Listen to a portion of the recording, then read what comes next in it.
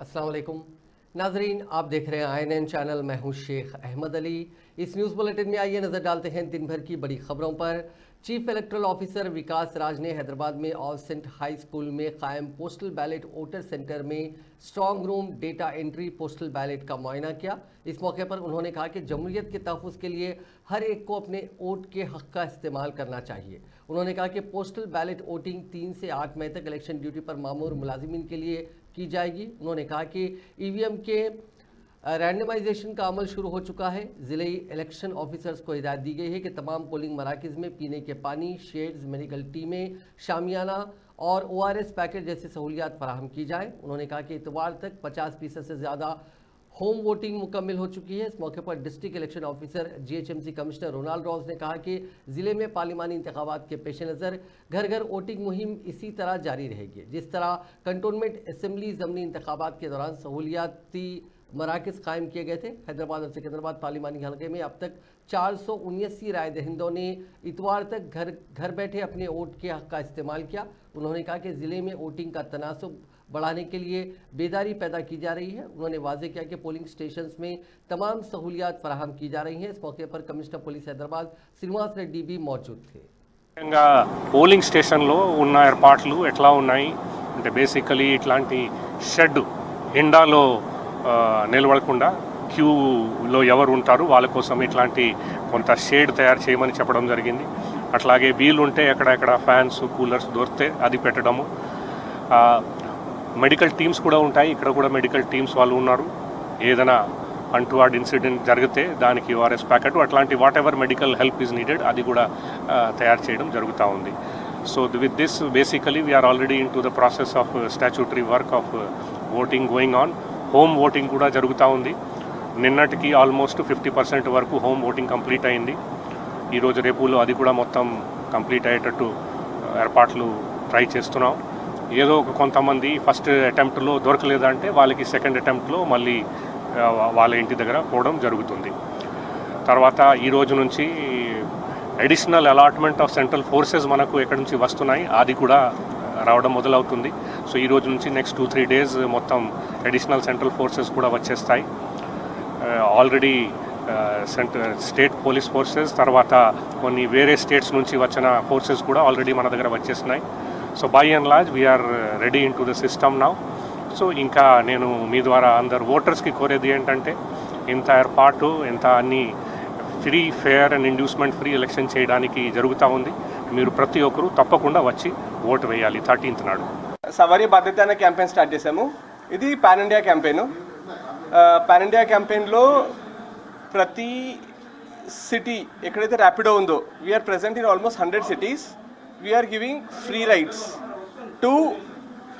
to and fro from, in certain cities to and fro, కొన్ని సిటీస్లో only from polling stations. ఇది ఎందుకు చేస్తున్నామంటే బేసికలీ రైడర్ టర్న్అవుట్ పెంచడానికి. हैदराबाद DCC के सदर और हैदराबाद लोकसभा हल्के से कांग्रेस के उम्मीदवार मोहम्मद वलीउल्लाह समीर ने हैदराबाद के अवाम पर जोर दिया कि वो जारी इंतखाबात में तब्दीली के मौके से फ़ायदा उठाएं। उन्होंने इल्ज़ाम लगाया कि मजलिस इत्तेहादुल मुस्लिमीन और भारतीय जनता पार्टी तरक्की देने में नाकाम रही हैं और सिर्फ कांग्रेस पार्टी ही हैदराबाद को तरक्की दिला सकती है। वलीउल्लाह समीर ने कांग्रेस के सीनियर कायदीन बशमुल Charminar in charge Mujeebullah Sharif, Bahadurpura in charge P Rajesh, Chandrayangutta in charge Boya Naresh, Yakutpura in charge Raviraj और दीगर कायदीन के साथ पीर के रोज़ याकुतपुरा हल्के में एक बड़े रोड शो से कबल मीडिया से बातचीत की। हैदराबाद लोकसभा हल्के के ताल्लुक से उन्होंने कहा कि यहाँ कांग्रेस पार्टी की कैंपेन काफ़ी तेज़ी से जारी है। उन्होंने हैदराबाद की तरक्की का एक जामे एजेंडा पेश किया। उन्होंने कहा कि हम चाहते हैं कि हैदराबाद का पुराना शहर मुल्क के दीगर खित्तों के बराबर तरक्की करे। हम इस इलाके को तेलंगाना की सबसे बड़ी शहरी कच्ची आबादियाँ ने स्लम नहीं रहने दे सकते। मायने पेशरफ्त हासिल करने के लिए कांग्रेस के पास मखसूस डेडलाइन के साथ वाज़ेह मनसूबा है। वलीउल्लाह समीर ने हैदराबाद को फ़िरका वाराना खतूत पर तकसीम करने पर मजलिस और BJP को तनकीद का निशाना बनाया। उन्होंने कहा कि 1962 में ये खेल शुरू हुआ था और 1984 में BJP के उभरने के बाद इसमें शिद्दत इख्तियार हो गई। उन्होंने दोनों जमातों पर लोगों की ज़रूरियात को नज़रअंदाज करने और जमहूरियत को बरकरार रखने का इल्ज़ाम लगाया। उन्होंने इस बात पर जोर दिया कि वोटर्स के लिए इन दोनों जमातों ने कुछ नहीं किया और अगर हैदराबाद की आवाम चाहती है कि शहर को तरक्की मिले, पुराने शहर को तरक्की मिले, तो ये तब्दीली का वक्त है और वो कांग्रेस पार्टी को वोट दें।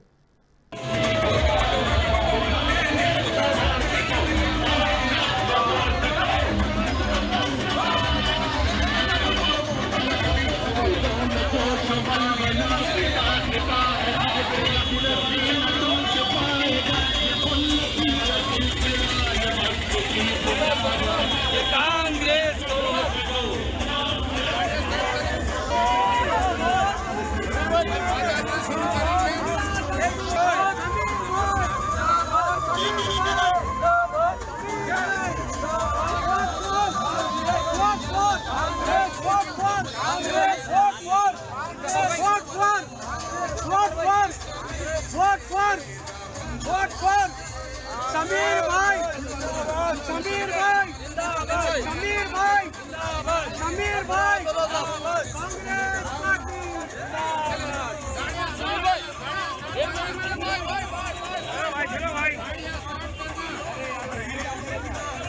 कांग्रेस पार्टी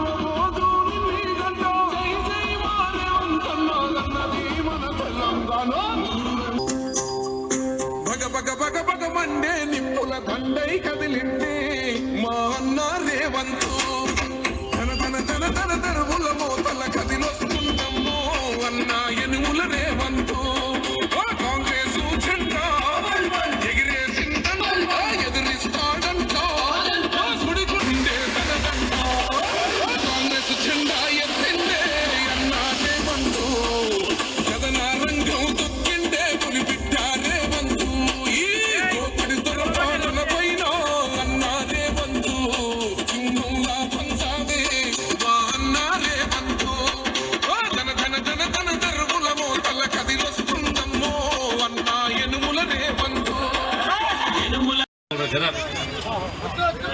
आप सबसे गुजारिश है कि कांग्रेस पार्टी को वोट दीजिए। कांग्रेस पार्टी एक डेवलपमेंट करने वाली पार्टी है। हम अगर इक़्तिदार में आएंगे, अगर हमारे को आप वोट देंगे तो आपका जरूर आपकी ये कॉलोनी के जितने प्रॉब्लम्स है, आपके कॉलोनी के मेंटेनेंस है, हम बराबर आपके काम आएंगे, बराबर आपका काम करके देंगे।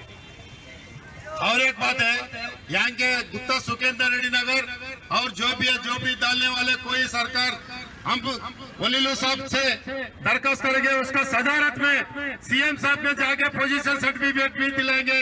हम जीतने बाद ये वादा कर रहे हैं आप लोगों को, जितने भी झोपड़ियां आए या सिंगरा निकालने में हम वादा दे रहे हैं, सबको पोजीशन सर्टिफिकेट रेवंत रेड्डी साहब से मिलके सर्री मोहल्ला के सदर में जाके दरखास्त देंगे और चाहे तो उसको लेके आएंगे, सीएम साहब को लेके वो वादा भी दिलाएंगे बोल के मैं बोल रहा हूँ। 13 तारीख को भूल जाना नहीं, कांग्रेस पार्टी को देना।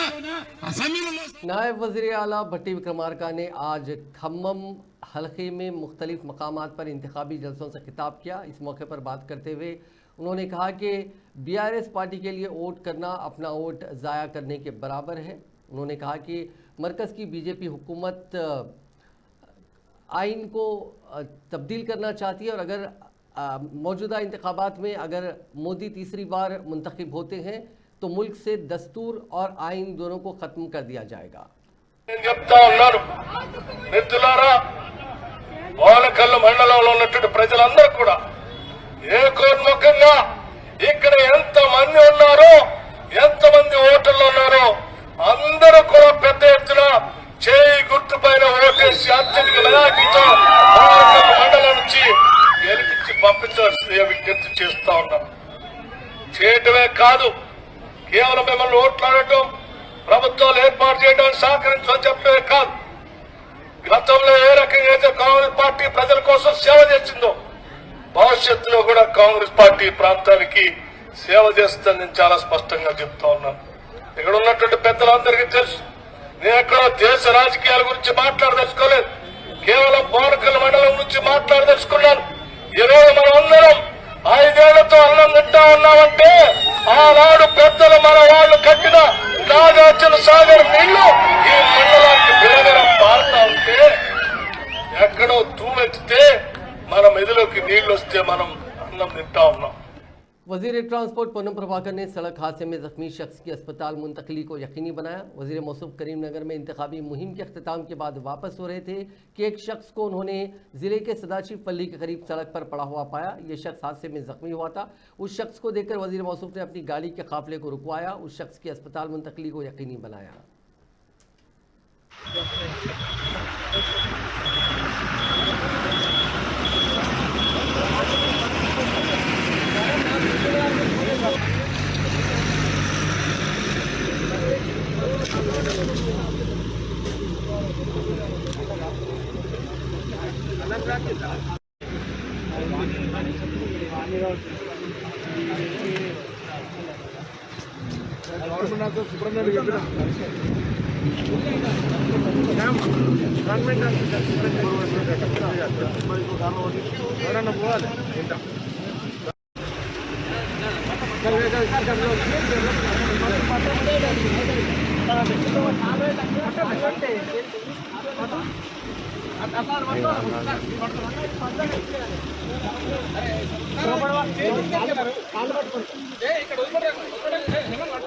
तेलंगाना के जिले सिद्दीपेट के हुस्नाबाद के बीजेपी इंचार्ज श्रीराम चक्रवर्ती ने कांग्रेस में शमूलियत अख्तियार की। उनके साथ उनके हामी भी मौजूद थे। उन्होंने आज वजीर ट्रांसपोर्ट पूनम प्रभाकर की मौजूदगी में जुबली हिल्स में वजीर आला रेवंत रेड्डी से उनकी क़यामगाह पर मुलाकात की। इस मौके पर वजीर आला ने उन्हें पार्टी का खंडवा पहनाया और उनका कांग्रेस में इस्तकबाल किया।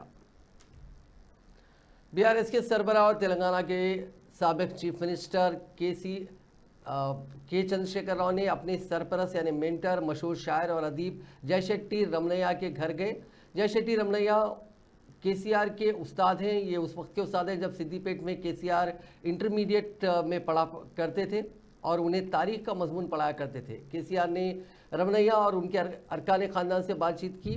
फिलहाल रमनैया काफ़ी बीमार हैं। बीआरएस के सरबराह केसीआर जो बस यात्रा के एक हिस्से के तौर पर जगतियाल में रुके थे, अपने बचपन के गुरु मशहूर शायर रमनैया से मिलने गए और उनका आशीर्वाद दिया। केसीआर ने उन लोगों की इयादत की जो बुढ़ापे की वजह से फिलहाल आराम कर रहे हैं। बीआरएस के कारगुजार सदर केटी रामाराव ने आज करीमनगर में पार्टी के उम्मीदवार विनोद कुमार के लिए इंतखाबी मुहिम चलाई। इस मौके पर बात करते हुए उन्होंने कहा कि करीमनगर में बीआरएस का मुकाबला सिर्फ बीजेपी से है। कांग्रेस पार्टी मुकाबले से बहुत पहले ही बाहर हो चुकी है। कांग्रेस पार्टी ने बीजेपी के उम्मीदवार बंडी संजय को कामयाब बनाने के लिए एक डमी उम्मीदवार उतारा है। उन्होंने उम्मीद जाहिर की कि बीआरएस पार्टी करीमनगर से भारी अक्सरियत से कामयाब होगी। ఒక 4 పాయింట్లు చెప్తా, దయచేసి మనసుకి ఎక్కించుకోండి. ఒకటి, రేపటి రోజున ఇప్పుడు గోదావరి నీళ్లు కేసీఆర్ ఉన్న రోజులు తంగళ్లపల్లి బ్రిడ్జ్ కింద సముద్రం లెక్క నీళ్లు ఉంటున్నాయి. నేను చెప్పేది కరెక్టేనా? ఇవాళ ఉన్నాయా?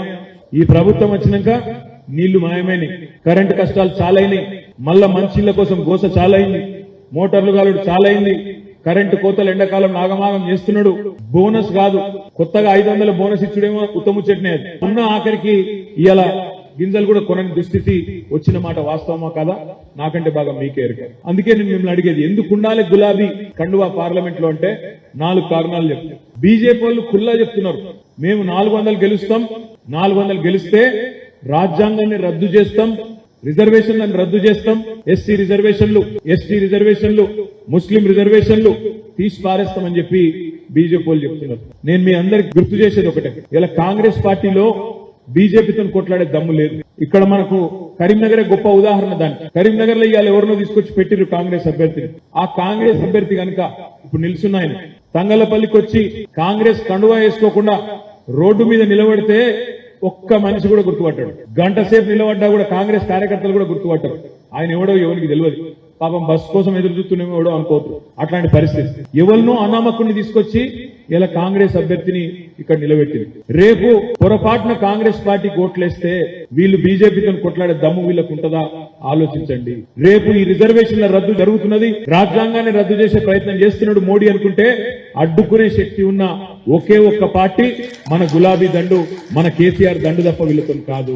రెండవది, మోడీ గారు ఈ మధ్యన మాట్లాడుతున్నాడు, గోదావరి నీళ్ళని తీసుకుపోయి కిందికి కలుపుతా, అటు కావేరీలో కలుపుతా, కర్ణాటకలో తమిళనాడులో అంటుంది. ఆయనకేంటంటే కర్ణాటక बीआरएस लीडर कृषांक ने कहा कि वो अपनी गिरफ्तारी के बावजूद इंसाफ सच्चाई के लिए अपनी जद्दोजहद को जारी रखेंगे, ये कहते हुए कि अगर वो खाती हैं तो उन्हें सजा मिलेगी।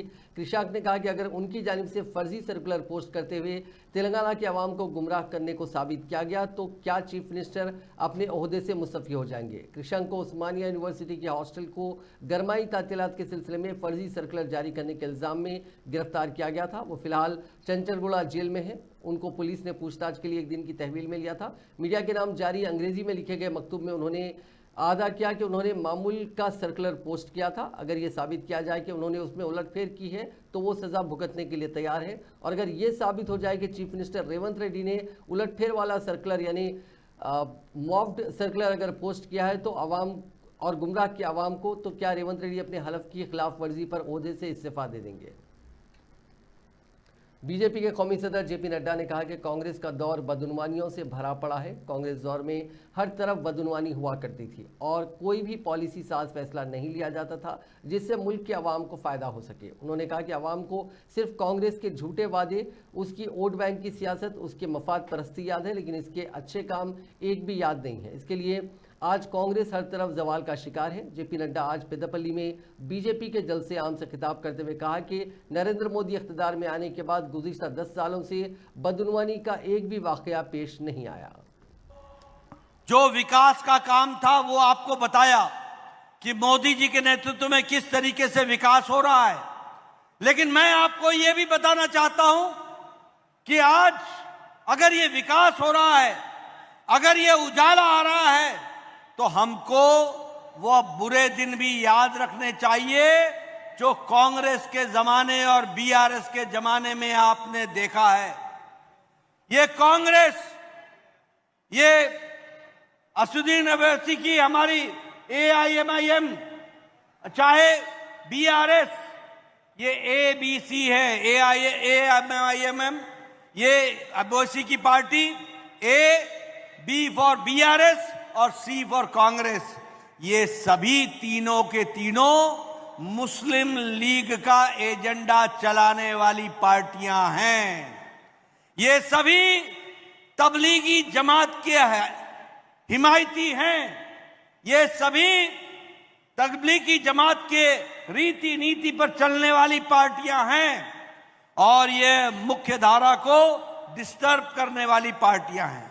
बताओ, ये सब लोग रजाकार के लोगों के समर्थक हैं कि नहीं है? जरा जोर से बोलो, है कि नहीं है? रजाकार का इतिहास मालूम है ना? ये ओवैसी की पार्टी रजाकार की समर्थक रही है ना? कांग्रेस इसका समर्थन करती है ना? और बीआरएस इनके साथ गले मिलकर के चलती रही है ना? ये सब मुस्लिम लीग, तबलीगी जमात इसके साथ के चट्टे बट्टे हैं, इसका साथ देने वाले लोग हैं। ये लिबरेशन दिवस 17 सितंबर नहीं मना सकते, ये कभी सोच नहीं सकते, लेकिन एक बात बोलना चाहता हूं, भारतीय जनता पार्टी हमेशा याद रखेगी 17 सितंबर 1948 जब हमें लिबरेट कराया था सरदार पटेल ने। और सदर मजलिस बैरिस्टर असदुद्दीन अवैसी के खिलाफ बीजेपी उम्मीदवार माधवी लता ने इलेक्शन कमीशन से शिकायत की। माधवी लता ने आज चीफ इलेक्टोरल ऑफिसर से मुलाकात की। उन्होंने अपनी शिकायत में कहा कि इंतखाबी मुहिम के दौरान सदर मजलिस वज़ीर आज़म नरेंद्र मोदी के खिलाफ गलत तशहीर कर रहे हैं। बीजेपी उम्मीदवार ने अवैसी के खिलाफ कार्रवाई करने की ख्वाहिश की। इसके अलावा माधवी लता ने कांग्रेस के तर्जुमान अडंकी दयाकर को इंतखाबी मुहिम चलाने से पाबंदी आयद करने की दरख्वास्त करते हुए इलेक्टोरल ऑफिसर विकास राज से नुमाइंदगी की। इस सिलसिले में बीजेपी उम्मीदवार ने एक तहरीरी याददाश्त भी पेश की, जिसमें उन्होंने बताया कि 2 दिन कबल निर्मल में मुनक़दा कांग्रेस के जलसे आम से खिताब करते हुए तेलंगाना पीसीसी के तर्जुमान अड्डंकी दयाकर ने न सिर्फ वजीर-ए-आज़म मोदी और वजीर दाखिला अमित शाह के खिलाफ संगीन रिमार्क्स किए, बल्कि उन्होंने भगवान राम के खिलाफ भी तौहीन आमेज रिमार्क किए। इसके अलावा कांग्रेस लीडर ने जलसे आम में बाबरी मस्जिद की शहादत का तस्करा करते हुए इस वाक़े के खिलाफ बीजेपी कारकुनों को जिम्मेदार करार दिया। माधवी लता ने अपनी शिकायत में कहा कि कांग्रेस लीडर ने इंतखाबी ज़ाब्ते अखलाक की खिलाफ वर्जी करते हुए दोनों तबकात के दरमियान नफरत पैदा करने की कोशिश की है, इसीलिए उन्हें इंतखाबी मुहिम में हिस्सा लेने से रोकने के लिए फौरी पाबंदी आयद की जाए। वज़ीर-ए-आज़म नरेंद्र मोदी ने आज आंध्र प्रदेश के राजमंड्री और दीगर मकामात पर जलसे आम से खिताब किया। उन्होंने रियासत की वायएसआर कांग्रेस हुकूमत को बदउनवान करार दिया और कहा कि आइंदा इंतखाबात में एनडीए में शामिल तेलुगुदेशम पार्टी, जनसेना और भारतीय जनता पार्टी आंध्र प्रदेश में हुकूमत कायम करेगी और यहाँ की सभी लोकसभा सीटों पर एनडीए के उम्मीदवार कामयाब होंगे और आंध्र प्रदेश में भी बहुत जल्द डबल इंजन की सरकार कायम होगी। भाइयों और बहनों, ये कांग्रेस वाले, इंडी अलायंस वाले गुस्से में आए दिन ईडी चिल्लाते रहते हैं। आप जानते हैं ऐसा ये क्यों करते हैं? इसका जवाब आज पूरा देश टीवी पर देख रहा है। झारखंड में ईडी ने नोटों के पहाड़ खोदकर निकाले हैं। कांग्रेस के मंत्री के निजी सचिव के नौकर के पास से ये नोटों का पहाड़ निकला है। सोचिए, कांग्रेस वालों ने अपने नौकर के घर को काली कमाई का गोदाम बना रखा था। ये पहला मौका नहीं है। इससे पहले भी कांग्रेस के एक सांसद के पास से नोटों का इससे भी बड़ा पहाड़ मिला था। इतने नोट है कि मशीनें भी गिनते गिनते थक जाती हैं। साथियों, आज मैं देश के सामने एक और संयोग की बात करूंगा। आखिर ऐसा क्यों है कि जिनके पास से भी नोटों के ये पहाड़ मिलते हैं वो कांग्रेस की फर्स्ट फैमिली के करीबी होते हैं। ऐसा क्यों होता है? कहीं ऐसा तो नहीं कि जो पैसे पकड़े जा रहे हैं वो कहीं सप्लाई होने के लिए रखे थे? कहीं ऐसा तो नहीं? कांग्रेस ने मेडिकल में दाखिले के लिए नीट इम्तिहान के पेपर लीक होने की खबरों पर आज सख्त रद्द-ए-अमल जाहिर करते हुए कहा कि मोदी हुकूमत पेपर लीक के मसले को रोकने में नाकाम रही है और उसने एक बार फिर नौजवानों के मुस्तकबिल के साथ खिलवाड़ किया। कांग्रेस की जनरल सेक्रेटरी प्रियंका गांधी वाड्रा ने कहा कि एक बार फिर नीट पेपर लीक होने की खबरें आ रही हैं। मुल्क के 24 लाख नौजवानों के मुस्तकबिल के साथ एक बार फिर खिलवाड़ किया गया है। गुज़िश्ता 10 बरसों से करोड़ों होनहार नौजवानों के साथ जारी ये सिलसिला ख़त्म होने का नाम नहीं ले रहा है। क्या मुल्क के वज़ीर-ए-आज़म इस बारे में कुछ कहेंगे? इसके खिलाफ पार्लियामेंट में कानून पास किया गया था, उसे नाफिज क्यों नहीं किया गया? इलेक्शन कमीशन ऑफ इंडिया ने पीर को 1992 बैच के आईपीएस ऑफिसर हरीश कुमार गुप्ता को आंध्र प्रदेश का डायरेक्टर जनरल ऑफ पुलिस मुकर्रर किया। चीफ सेक्रेटरी हुकूमत आंध्र प्रदेश को दिए गए अहकामात में कहा गया कि अफसर को फौरी तौर पर चार्ज संभालना चाहिए और तामील की रिपोर्ट पीर की शाम 5 बजे तक इलेक्शन कमीशन ऑफ इंडिया को पेश की जाए। इलेक्शन कमीशन के इन अहकाम के बाद नए डीजीपी ने अपना कामकाज संभाल लिया। दिल्ली शराब मामले के सिलसिले में बीआरएस की रुकने काउंसिल कविता की जमानत की दरखास्त को अदालत ने मुस्तरद कर दिया। कविता फिलहाल तिहाड़ जेल में है। कविता ने अपनी जमानत के लिए तिब्बी हालात बयान करते हुए कहा था कि उन्हें हाइपरटेंशन है, इसीलिए उनकी जमानत मंजूर की जाए। ईडी की जानिब से गिरफ्तारी के बाद उनकी तिब्बी देखभाल की जरूरत है, इसीलिए उनकी जमानत को यकीनी बनाया जाए। उन्होंने दलील दी थी कि सीबीआई का इंहिसार सिर्फ बयानात पर है, उनके खिलाफ बड़े पैमाने पर साजिश की गई है। उन्होंने वाज़ेह किया था कि दिल्ली शराब मामले से उनका कोई ताल्लुक नहीं है और हुक्मरान जमात उनकी और उनके वालिद की इमेज को ख़राब करने के लिए तहकीकाती एजेंसियों का इस्तेमाल कर रही हैं। अदालत ने उन दलाइल को मुस्तरद करते हुए उनकी जमानत की दरखास्त को खारिज कर दिया। झारखंड के कांग्रेस लीडर व वजीर दही तरक्कियात आलमगीर आलम के पर्सनल सेक्रेटरी संजीव लाल के पास से इन्फोर्समेंट डायरेक्टरेट ने करोड़ों रुपयों की नकदी बरामद की। बताया गया कि झारखंड के महकमे दही तरक्की में टेंडर कमीशन का स्कैम हुआ था। इस मामले में ईडी बड़ी कार्रवाई कर रही है। इस मामले में मनी लॉन्ड्रिंग का मुकदमा दर्ज किया गया था, जिसके बाद पीएमएलए के तहत 6 मकामात पर धावे किए गए। इसके अलावा झारखंड के दही तरक्की के वजीर आलमगीर आलम के पर्सनल सेक्रेटरी संजीव लाल के घरेलू मुलाजिम के घर की तलाशी ली गई, जिसमें 25 करोड़ रुपए नकद बरामद हुए। तलाशी के दौरान अहाते से भारी नकदी बरामद हुई, जिसकी गिनती जारी है। ईडी ने फरवरी 2023 में झारखंड दही तरक्की के महकमे के चीफ इंजीनियर वीरेंद्र राम को कुछ स्कीमों के निफाज में मुबैना बेज़ाब्तगियों से मुतालिक मनी लॉन्ड्रिंग केस में गिरफ्तार किया था। गिरफ्तार इंजीनियर वीरेंद्र राम के मामले में ईडी की टीम ने झारखंड के दही तरक्की के वजीर आलमगीर आलम के पर्सनल सेक्रेटरी संजीव लाल के घरेलू मुलाजिम के घर से 25 करोड़ रुपए की नगद रकम आज बरामद की। कल्वाकुर्ती के रुकन असेंबली के नारायण रेड्डी की कार हादसे का शिकार हो गई, जिसके नतीजे में 2 अफराद हलाक हो गए। तेलकू नड्डापल्ली मंडल में इंतखाबी मुहिम के बाद वो वापस हो रहे थे कि मौजू के मदाफात में रुकन असेंबली की कार बाइक से टकरा गई। इस हादसे में नरेश नामी 25 साला नौजवान मौके पर ही हलाक हो गया, जबकि हॉस्पिटल मुंतकिल करने पर परशुराम जख्मों से जानबर ना हो सका। मेलुकीन का ताल्लुक वेंकटापुर से बताया गया। इस हादसे में रुकन असेंबली की कार को नुकसान पहुंचा। एयर बलून बर वक्त खुल जाने की वजह से रुकन असेंबली मामूली तौर पर जख्मी बताए गए हैं। बीवी के छोड़कर चले जाने पर मोबाइल फ़ोन के टावर से कूदकर एक मायूस शख्स ने खुदकुशी कर ली। ये वाक़या तेलंगाना के कुमरम भीम आसिफाबाद ज़िले में पेश आया। पुलिस ने बताया कि उस शख्स की शिनाख्त जी भीमराव के तौर पर की गई है, जिसका ताल्लुक गुरुरोपेट से है। पुलिस ने कहा कि उस शख्स ने कबल अज़ीम भी हालत नशा में खुदकुशी की कोशिश की थी। यह शख्स आदि शराब नौश था। उसने हालत नशा में अपनी बीवी सुजना के साथ झगड़ा किया था, जिस पर उसकी बीवी घर छोड़कर मायके चली गई थी। तभी से वो काफ़ी मायूस था। पुलिस ने इस सिलसिले में एक मामला दर्ज करके जांच शुरू कर दी है। नारायणपेट जिले में लू लगने से एक तेंदुए की मौत हो गई। रियासत में दर्जे हरारत में गैर मामूली इजाफे के पेश नज़र इंसानों के साथ साथ जानवरों को भी मुश्किल सूरत हाल का सामना है। जिले के जाधवराव पल्ली से ताल्लुक़ रखने वाले एक शख्स ने इस मुर्दा तेंदुए की इतला महकमे जंगलात के अहदेदारों को देते हुए कहा कि जानवर उसके खेत में पड़ा था। इस बात की इतला के साथ ही महकमे जंगलात के अहदेदारों की टीम वहां पहुंच गई, जिन्होंने दावा किया कि पानी की कमी की वजह से इस तेंदुए की मौत हुई है।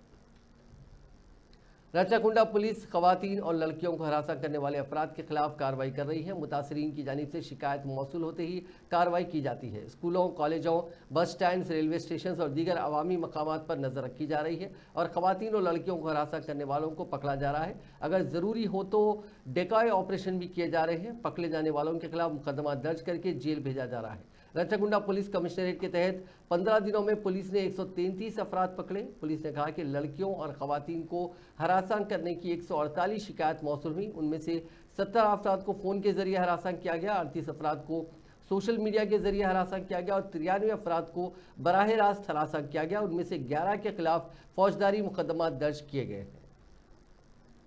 शहर के जलपली तालाब में मछलियों के शिकार के दौरान 2 लड़के गर्क हो गए। ये वाक़या पहाड़ी शरीफ स्टेशन के हदूद में इतवार को पेश आया। तफसीलात के मुताबिक कराकुंटा के उस्मान नेहदी, जिनकी उम्र 13 साल है, और अब्दुल वाहिद, जिनकी उम्र 14 साल है, अपने दीगर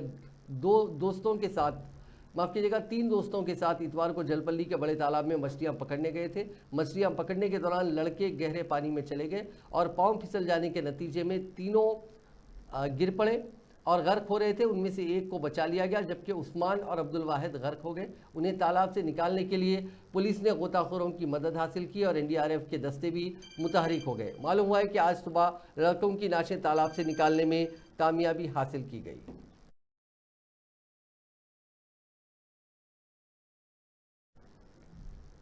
खम्मम में बेमौसम बारिश और तेज़ हवाओं के सबब 50 से ज़ायद बिजली के खंभे गिर गए। 9 इलाकों में ट्रांसफार्मर्स और फीडर्स को नुकसान पहुंचा। पिंडलापल्ली में बिजली का एक टावर गिर गया, जिसकी वजह से कई देहातों में बिजली की सप्लाई बंद हो गई।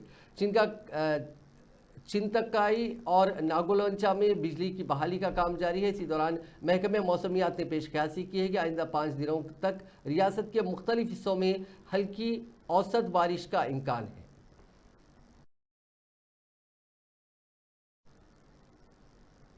नाजरीन, इस न्यूज़ बुलेटिन में बस इतना ही। आप देखते रहिए INN चैनल।